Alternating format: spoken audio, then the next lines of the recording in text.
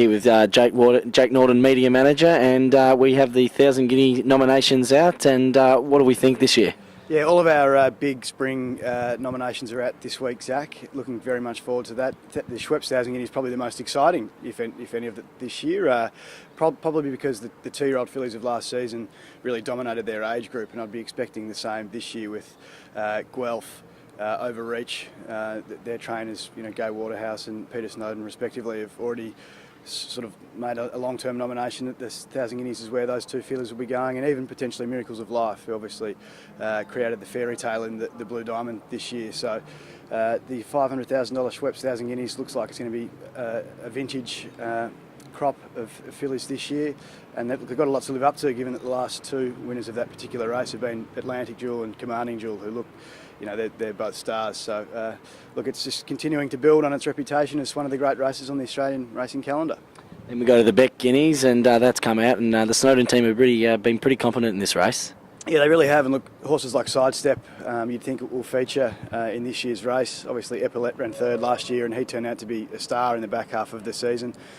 Daly always prominent in this race. Obviously, 2 years ago they won the race with Helmet, and they're always prominent. They've got several entries.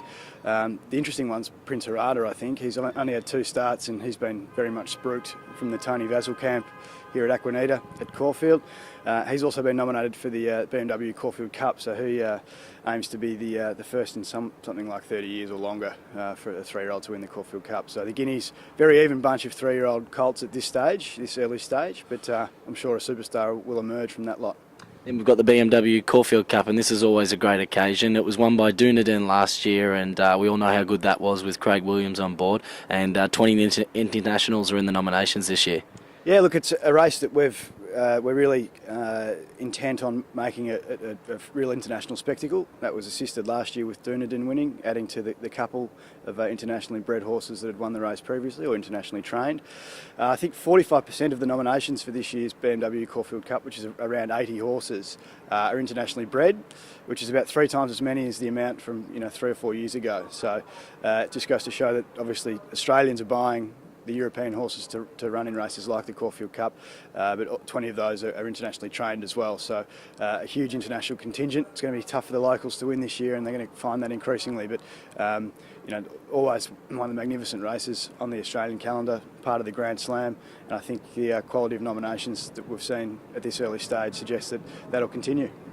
It's early now, but obviously things are heating up towards spring, and can we expect big crowds this year? Obviously with the internationals, always spooks a bit of interest from the public. Yeah, I think so. Look, Caulfield has the great opportunity of launching the Spring Carnival with our BMW Caulfield Cup Carnival, which actually starts with Underwood Stakes Day or Carnival Preview Day towards the end of September.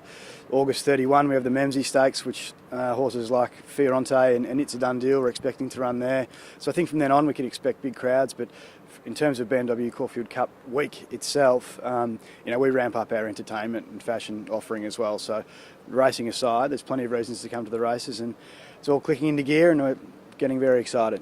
Exciting times. Thanks, Jake.